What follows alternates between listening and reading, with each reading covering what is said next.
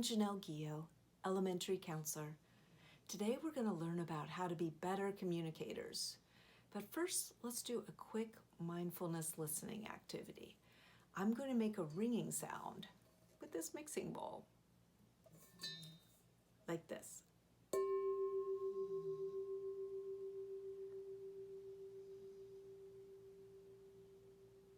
Do you see how it got quieter and quieter until you couldn't hear it anymore? So when I ring it again, put all your attention on the sound and see if you can catch the moment when you can't even hear the smallest sound, and raise your hand when you notice that moment where there's not even the tiniest of sound. This is a really good exercise to make your focus skills even stronger. Okay, so you guys ready? Remember, raise your hand when you can't even hear the tiniest sound.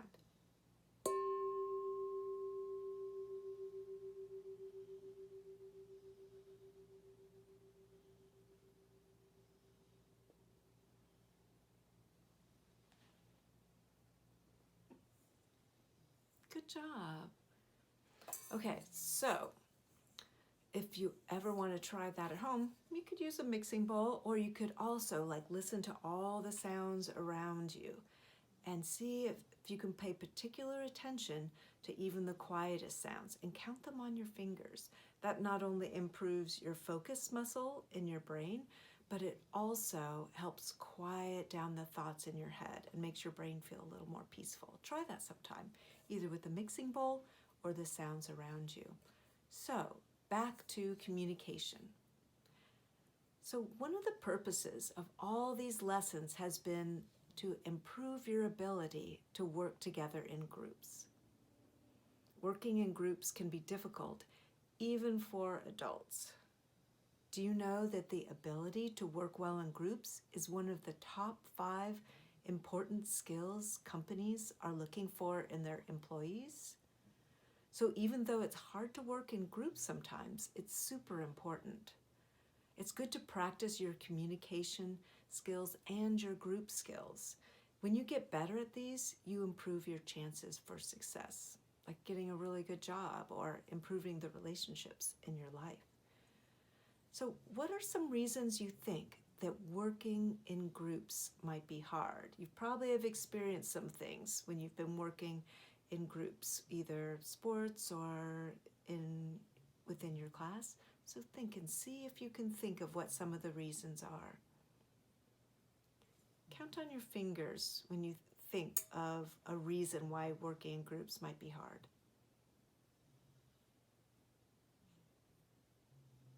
Yeah.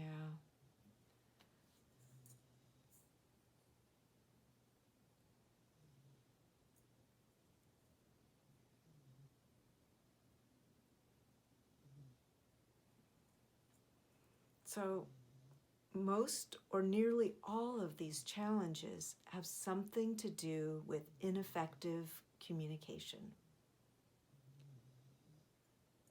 So these ineffective communication strategies we're going to call communication bloopers.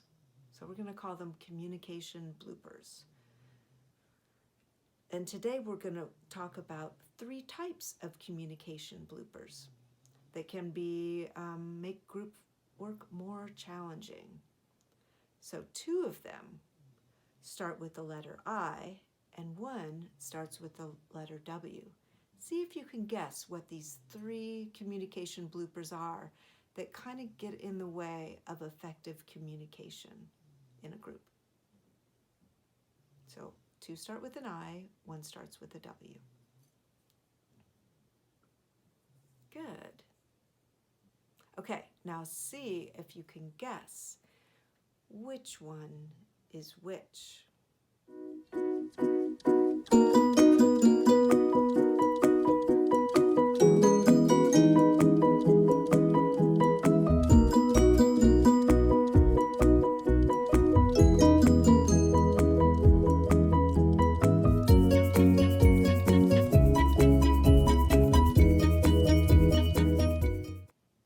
Which communication blooper do you think occurs most often in your classroom?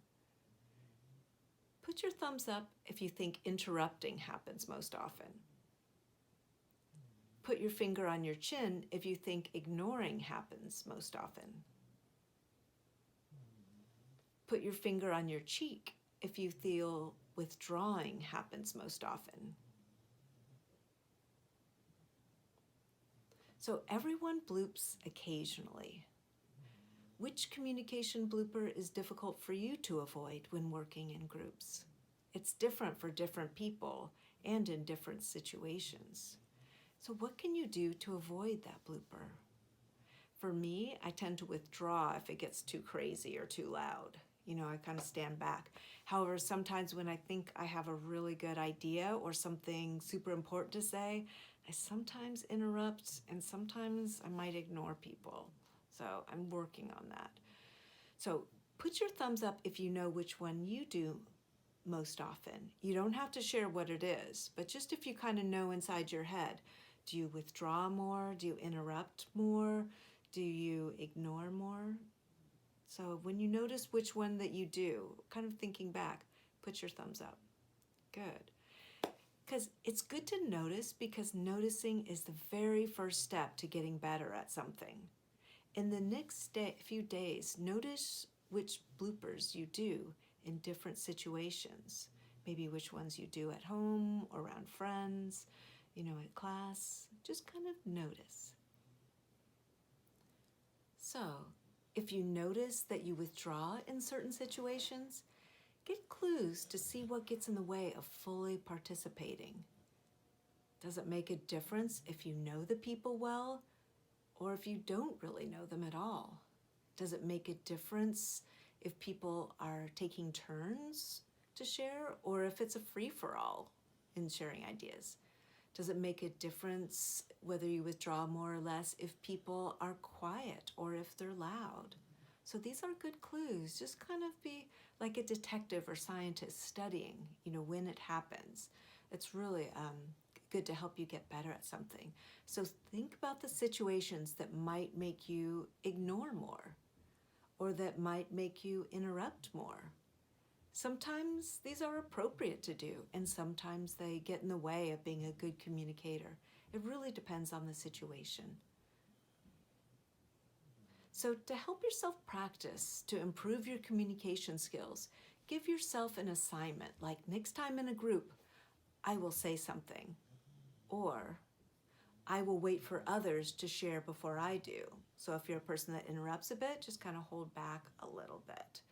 Or I will listen to other people's ideas even if I don't like them. Sometimes that's hard. You can also try asking a quiet person to share their ideas. Sometimes a quiet person has really good ideas but might need a bit of encouragement to share. So when you notice, you can say, oh, I'm wondering what Sarah's thinking. And if you are more of a quiet person, try raising your hand in a group to let others know you have something to say. Put your thumbs up if you have some ideas how you can help others be a good communicator. Yeah, it's kind of we're all in this together and we help each other out. So I bet you have lots of good ideas to help others to be a good communicator.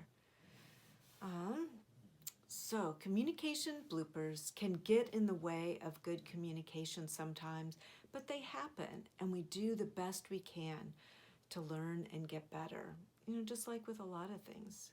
So study yourself.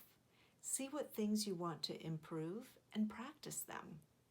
Practice in little ways at first and then in bigger ways as you improve. Good communication skills will help you get and keep good friends. They'll help you in school, they'll help you with your family, and will help you get a really good job too. So if one part of being a good communicator is hard for you, practice a bit every day. You will get better and better. And if you like, after this video, you can pair up in groups if your teacher wants and practice these skills. But practice each day, and I know you'll get better and better.